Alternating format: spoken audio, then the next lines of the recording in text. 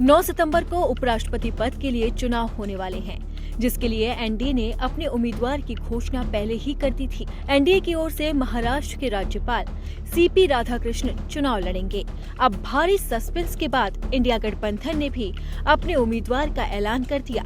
India गठबंधन की ओर से बी सुदर्शन रेड्डी को उपराष्ट्रपति पद के लिए चुना गया है। रेड्डी के नामांकन की घोषणा कांग्रेस अध्यक्ष मल्लिकार्जुन खड़गे ने की। उपराष्ट्रपति पद के उम्मीदवार के नाम की घोषणा होते ही बी सुदर्शन रेड्डी सर्वोच्च न्यायालय के पूर्व न्यायाधीश हैं। उपराष्ट्रपति पद का उम्मीदवार बनते ही उन्होंने राहुल गांधी की तारीफों के पुल बांध दिए। उन्होंने राम मनोहर लोहिया की पंक्ति को याद भी किया। बी सुदर्शन रेड्डी ने कहा, मुझे लोहिया जी की कही एक बात याद आ गई, जब सड़क खामोश होती है सदन आवारा होता है। राहुल गांधी सड़कों को खामोश नहीं रहने देते, ये उनका स्वभाव और आदत बन गई और एक के बाद एक चुनौतियों का सामना करना उनकी यात्रा का हिस्सा है।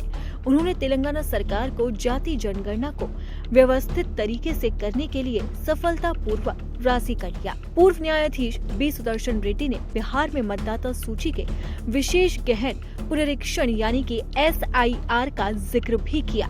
इस पर उन्होंने गहरी चिंता व्यक्त करते हुए मतदान के अधिकार के महत्व पर जोर दिया।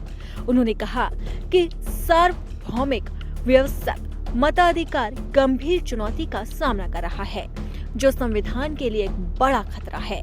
साथ ही उन्होंने कहा कि ये आम आदमी के लिए एक हथियार है। जब इस अधिकार को छीनने की कोशिश की जाती है तो क्या लोकतंत्र बचेगा? 9 सितंबर को बी सुदर्शन रेड्डी का मुकाबला एनडीए के उम्मीदवार सीपी राधाकृष्णन से होने वाला है। दोनों ही दल अपनी ओर से पूरी तैयारी में जुटे हैं। अब देखना वाकई ही दिलचस्प होगा कि दोनों में से कौन जीत का परचम लहराता है, किसके सर पर जीत का ताज सजता है।